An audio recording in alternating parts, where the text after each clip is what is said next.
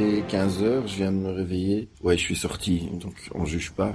Oh, mes cheveux, j'ai une catastrophe. J'ai la tête dans le cul. Aujourd'hui, je vais à Phuket. Dans à peu près une grosse heure, je dois être parti. Ce qui a l'air d'être assez, mais je dois encore faire mon bagage. Une grosse heure, ça a l'air assez, mais dans mon état, faudra bien ça. Je voulais vous montrer un truc qu'on n'a pas en Europe. Enfin, je crois pas. Moi, je connaissais pas. Je trouve ça assez drôle. Donc, je partage avec vous. Ça, c'est une lampe et je demande à mon pote, mais elle a un truc spécial la lampe. Ouais, c'est une lampe qui permet de ne pas allumer la bougie. Donc tu mets la bougie en dessous et voilà, ça donne un effet comme si la bougie était allumée. Donc la lampe permet de ne pas allumer la bougie. Je vous laisse juger de l'efficacité parce que le principe d'une bougie, c'est d'être allumée. Pourquoi on achète une lampe pour faire semblant que la bougie est allumée?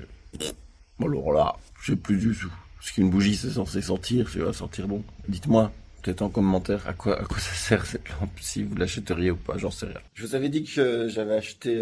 Oh, mes cheveux. Je vous avais dit que j'avais acheté une nouvelle valise. Puisque je vais transférer mes affaires de l'ancienne valise vers la nouvelle, bah, je vais vous montrer la nouvelle belle valise que j'ai achetée. Voilà. Tadam, tadam. Avec une belle housse. Voilà, je vous l'ai montré. Et voilà. Elle est pas belle, ma valise? Moi, je l'aime bien. Et donc voilà pourquoi j'ai mis un peu plus d'argent. Un petit compartiment comme ceci. Et je pourrais faire influenceur, non? Qui monte des produits, non? Ma belle valise. C'est la première fois dans ma vie que j'achète une valise. Je suis fier, elle est belle. Puis je me dis ça va durer des années, donc c'est un bon achat. C'est parti pour Phuket. Là, je vais prendre le bus et puis normalement un train express qui va vers l'aéroport. Puis Google Maps me propose un autre bus express, mais bon, un peu bizarre. Normalement, je dois prendre une sorte de métro. Au programme, voir mes deux amis qui habitent là-bas, un qui habite un peu au milieu de l'île. En plus, c'est chez lui que je suis censé rester le plus longtemps. Faudra trouver une solution parce que du coup, c'est pas près de la plage. Peut-être revoir aussi mon ami que je me suis fait ici à Bangkok, qui est à Krabi, mais qui va peut-être venir me rejoindre à Phuket et peut-être aller voir des îles parce qu'il y a des très belles îles autour. Peut-être Phi Phi Island. Je crois que je ne suis jamais allé là-bas parce que j'ai fait quelques îles là-bas, mais peut-être pas Phi Phi, qui je pense est très très belle. J'attends le bus là et je me suis racheté du Mam Wine, c'est de la mangue en fait. Et je pense que je l'ai racheté à la même dame qui me le vendait il y a 5 ans quand j'étais ici. C'est beaucoup plus frais qu'au supermarché auquel j'étais la dernière fois. Elle l'a coupé devant moi, c'est vraiment super frais, super bon. Et alors vous le trempez dans soit quelque chose de sucré, soit quelque chose d'épicé. Moi je préfère l'épicé. Trop très bon. Et ça coûte 50 centimes. Bon, le bus il est jamais venu, alors finalement, comme d'habitude, je reprends un mototaxi parce qu'avec le trafic qu'il y a, c'est juste impossible. J'ai quand même un avion à prendre. Je pense qu'il faut mieux passer dans la circulation là parce que c'est bloqué de chez bloqué. Bon là ça va beaucoup plus vite. Les lignes jaunes elles n'existent pas. On les traverse à l'aise, on va à contre-sens, on avance. C'était ça le but, parce que là il y a un trafic de plus. On passe entre les voitures évidemment. Je viens d'arriver à l'aéroport, alors petit stress. Pour ceux qui me connaissent justement, je stresse peut-être pas assez. Et alors je suis parti, on va dire, dans les temps. Sauf que c'était, vous l'avez vu, complètement bouché à Bangkok. Ce qui fait que j'étais hyper à la bourre. Et puis finalement, en regardant mon ticket, je partais une demi-heure plus tard que ce que j'avais en tête. Donc finalement, tout va bien, je suis à l'aéroport.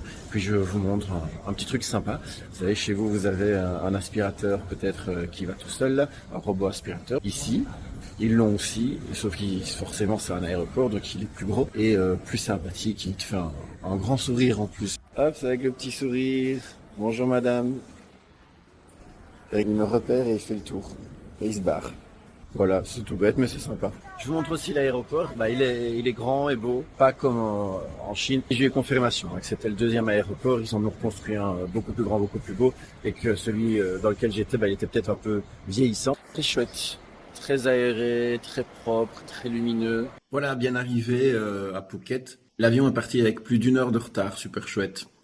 Donc voilà, là il est 23 heures passées. Je suis arrivé, mon ami est venu me chercher à l'aéroport. Tout va bien, une très belle maison.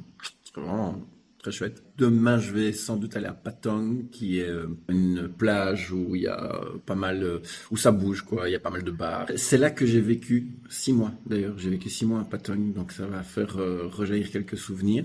Pour le reste, on va improviser. J'irai à Phuket Town, hein, la ville de Phuket. Puis voilà, voir mes amis, tout ça. Et puis là, je mange.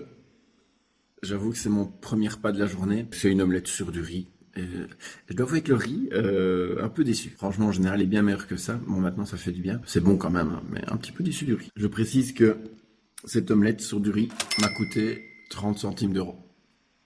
Rien d'autre à rajouter.